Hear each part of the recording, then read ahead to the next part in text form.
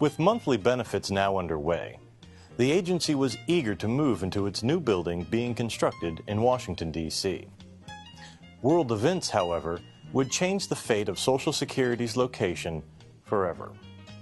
In the spring of 1941, the War Department, with the authority of the President, commandeered Social Security's building in Washington, D.C. for America's preparations into World War II. Social Security would stay at Candler Building for 24 years before moving to Woodlawn in 1960.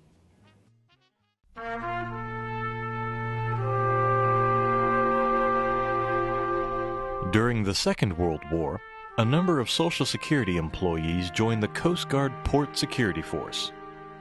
These individuals, many of them World War I veterans, volunteered their time after work at the Candler Building to help keep Baltimore's port safe from enemy activity. After work, the security force would meet at the USF&G building to receive their orders. Wearing Coast Guard uniforms, carrying lights, and with their orders in hand, they would patrol the docks and stand armed guard on ships docked at Baltimore's inner harbor. The threat of enemy sabotage was very real. On June 12, 1942, German submarine U-701 placed 15 underwater mines at the mouth of the Chesapeake Bay. 4 ships were severely damaged, and 2 additional ships were sunk by the mines. In addition to the successful raids of U-701, many other German U-boats patrolled the Atlantic coastline, posing a great danger to all U.S. shipping lanes and ports. To combat the actions of the U-boats, a dedicated force of coastal observers, both military and civilian, kept watch for the presence of enemy activity. Social Security was again right there aiding in the war effort. This time through a program called the Civilian War Benefits Program.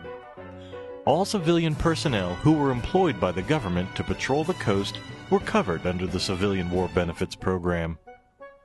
Claimants who were totally disabled, either permanently or partially, as a result of enemy action, were paid disability and medical benefits. Only civilian defense workers could qualify for such benefits without reference to enemy action. The Civilian War Benefits Program lasted from 1942 until 1946 and received about 4,600 claims in total, amounting to $1,028,569 in benefit payments. From 1942 to 1943, Social Security administered the Smokes for Soldiers campaign in association with the R.J. Reynolds Tobacco Company. The program allowed for Social Security employees to purchase a carton of cigarettes, 18 packs, for $1.50. The customer would retain 10 of the 18 packs, and the remaining 8 would be sent to the War Department to be issued for free to U.S. troops. Many GIs sent letters to the Social Security Board thanking them for the cigarettes they received.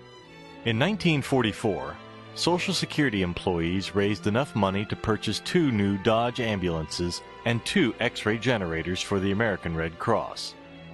The ambulances were in memory of 2 Social Security employees who gave their lives for their country while fighting overseas, Clarence J. Figgins and George Eliopoulos. The 2 Dodge ambulances were on display in front of Candler during the presentation ceremony between Social Security and the Medical Corps of the War Department.